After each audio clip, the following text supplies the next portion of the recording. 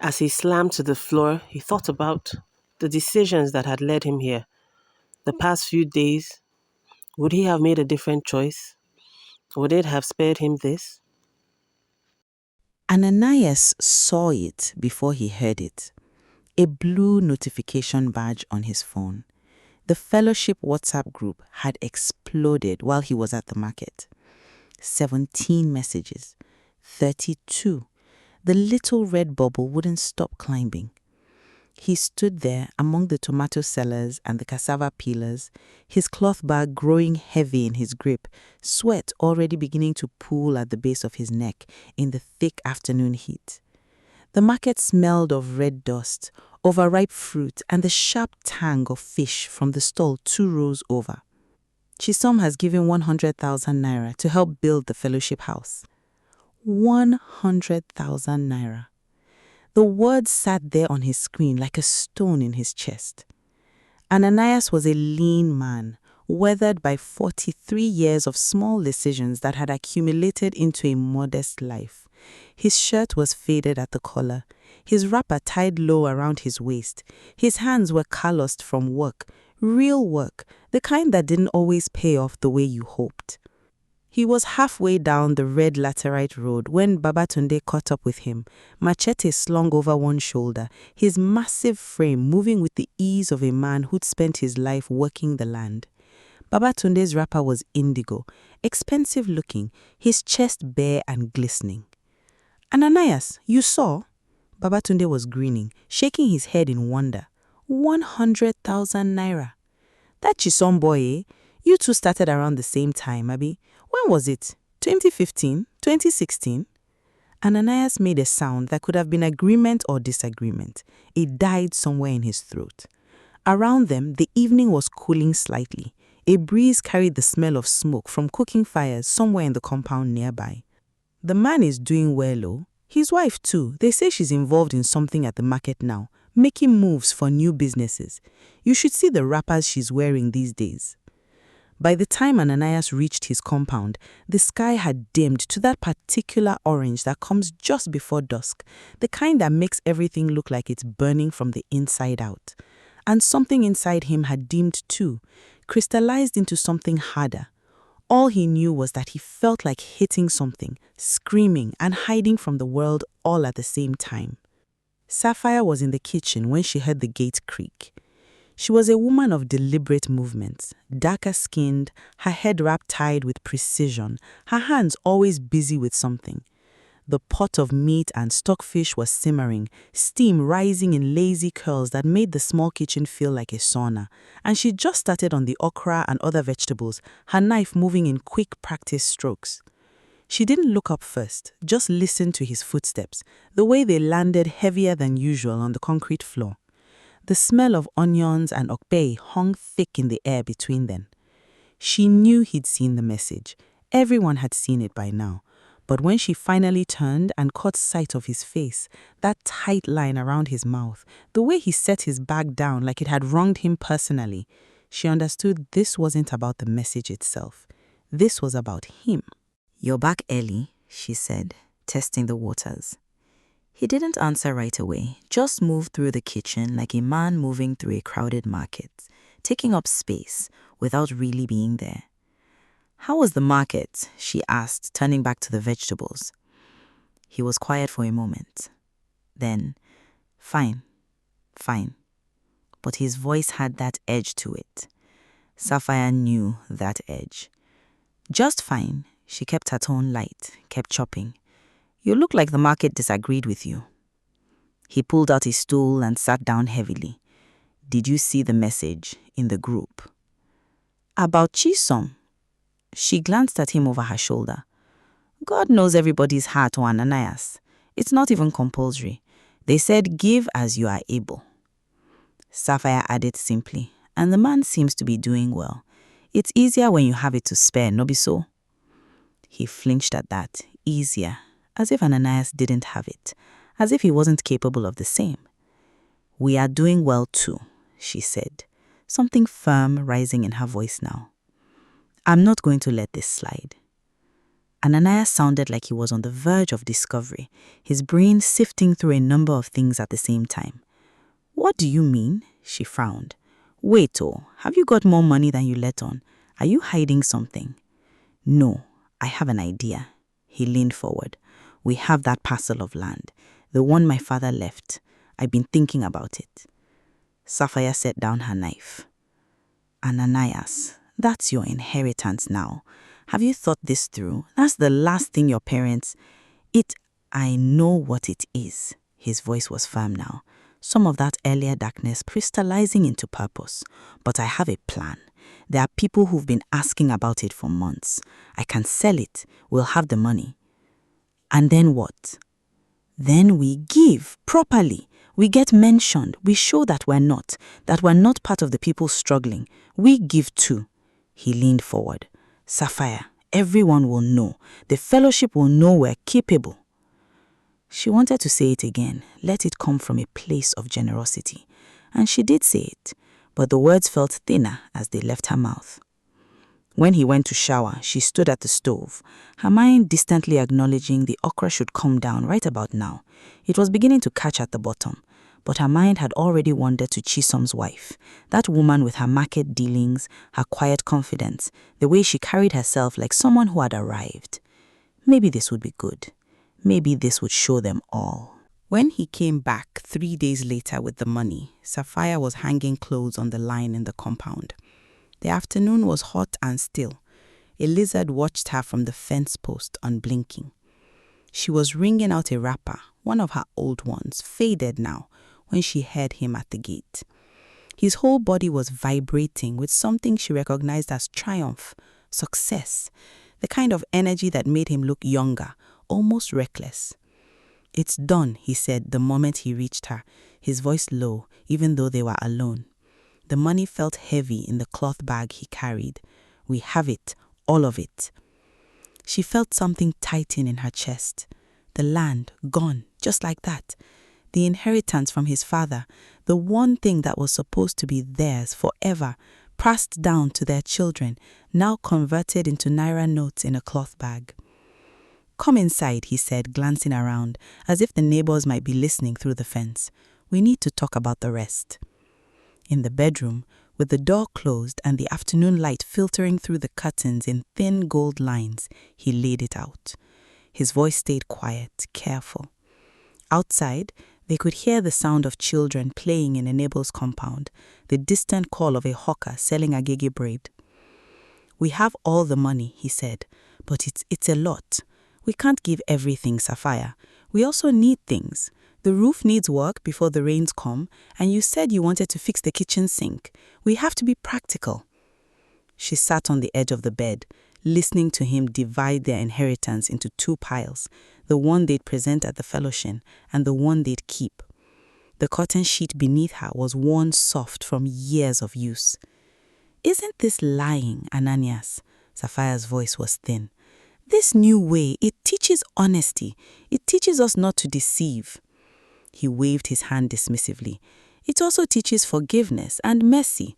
We're not hurting anyone. We're just being wise with what's ours." "Being wise?" She stood up. "We're telling them we gave everything when we didn't." "Who will know?" he said quietly. "Who's going to check? And Sapphira, are we supposed to give everything and still be hungry, still have a broken roof?" She opened her mouth, closed it. "Besides," he continued, and she heard the edge of something else in his voice now, not anger, but calculation. "You remember that wrapper you saw, the one at the market, the deep indigo with the gold thread?" She did remember. She'd stood there, holding it, feeling the weight of the fabric in her palms, watching the price tag, watching the vendor's eyes. She'd put it back so carefully, as if it might break. "Chisom's wife has 3 of them," he said softly. "Different colors, all pristine. I saw her wearing the green one last week at the compound, just casually, like it was nothing, like they scooped their own money from the stream." Sapphira felt it then, that small, shameful spark, that desire, that want. She could see herself in it, could see how people would look at her differently in a wrapper like that, how she'd carry herself, how it would feel against her skin. "We could get you one," he said, "after we give, when things settle." The words hung in the humid bedroom air.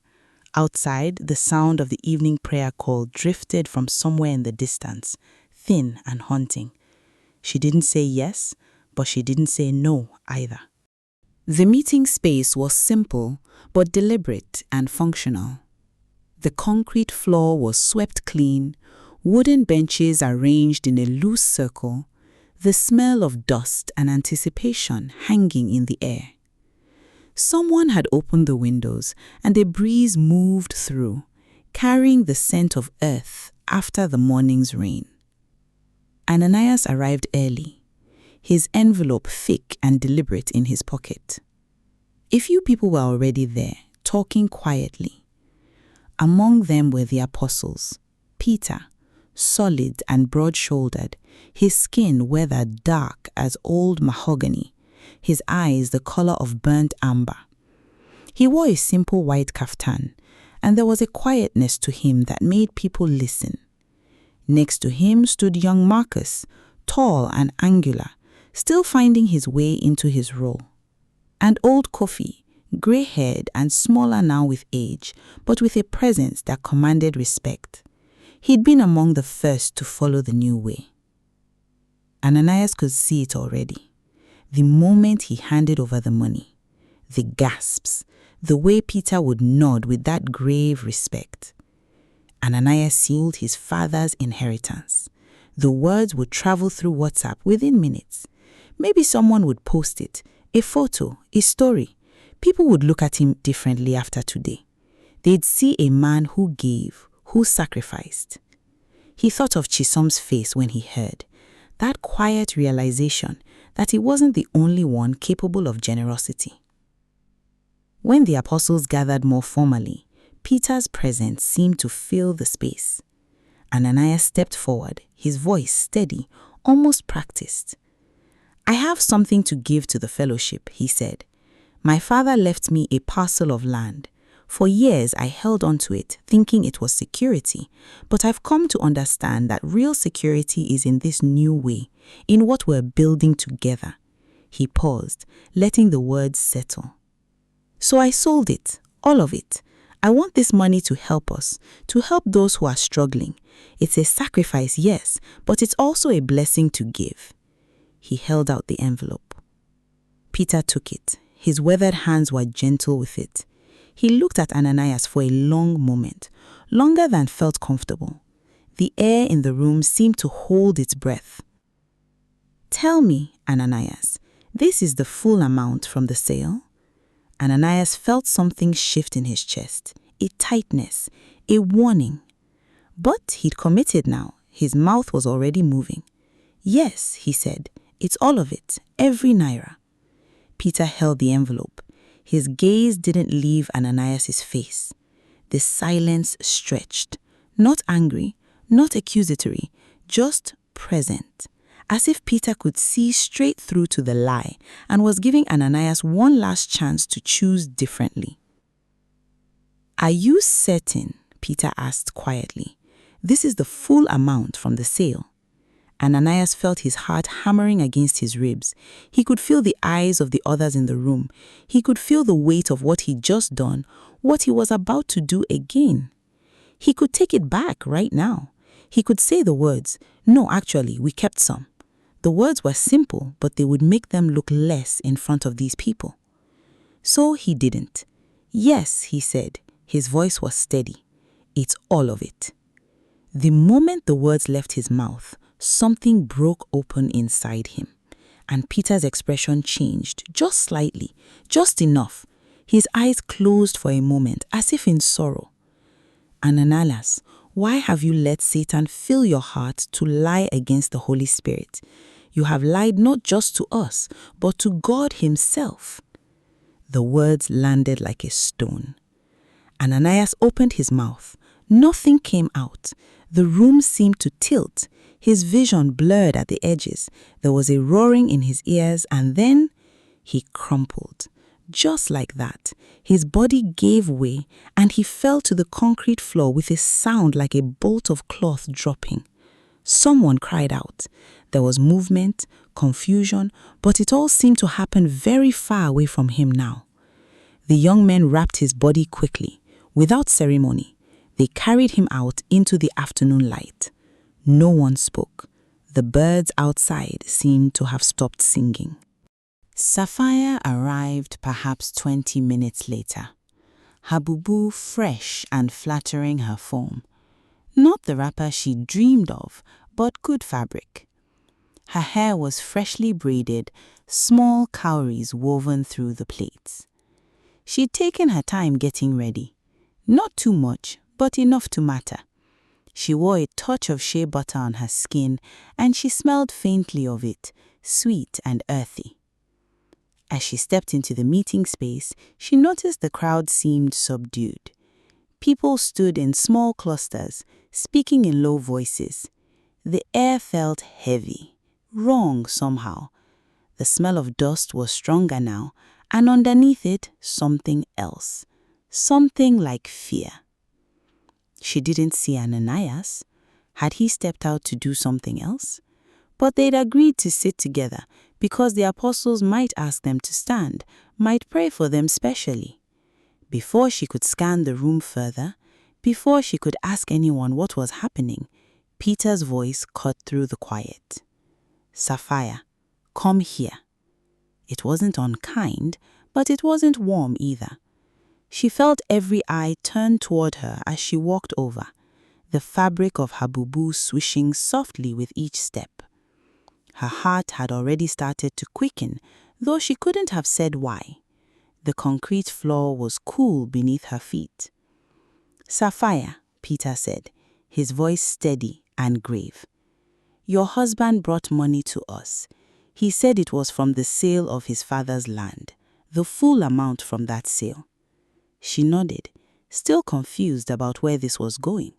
Her mouth had gone dry. "He told us he gave everything," Peter continued. "Is that true? Did he give us all the money from the land?" The question hung in the air between them. In that moment, something flickered across her mind. A whisper, a pull. Tell the truth. It could have been the spirit. It could have been her conscience. It could have been the small voice inside her that knew this was wrong. She thought of the wrapper. She thought of Chisholm's wife in her pristine fabrics, the way she moved through the world like someone who belonged. She thought of Ananias' face when he'd laid out the plan, so certain, so committed. She thought of the roof that needed fixing, the kitchen sink, the small dignities they'd denied themselves. "Yes," she heard herself say. The word came out thin, like something fragile. "That's all of it." And Peter's expression didn't shift, but something flickered in his eyes. Sadness, disappointment, and beneath it, something heavier. "Sapphira," Peter said quietly, "why have you and your husband agreed together to test the Spirit of the Lord? You have lied not just to us, but to God. You knew what your husband did. You chose to stand with him in that deception." He paused, letting the weight of it settle onto her shoulders like a physical thing. You cannot lie to the Holy Spirit and expect mercy. What you have both done, this choice you made together, it has consequences. She felt the blood drain from her face. The room tilted. And in that moment, she understood. Not just what Peter was saying, but what had happened while she was on her way here. Where Ananias was, why no one would meet her eyes. She felt it then, that same darkness that had taken Ananias. It started in her chest and spread outward, stealing her breath, her sight, her ability to stand. Her legs buckled beneath her.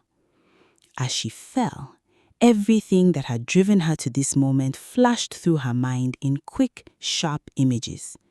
The beautiful wrapper with its gold threading, Chisholm's wife in her pristine fabrics, the way she moved through the world like someone who belonged. The kitchen sink, the roof, Ananias' voice saying, "Who will know?" The feel of that small, shameful want blooming inside her. And now none of it mattered. She wouldn't wear the wrapper. She wouldn't see the roof repaired or the sink fixed. She wouldn't even know if people mentioned her name in the WhatsApp group or whispered about her sacrifice.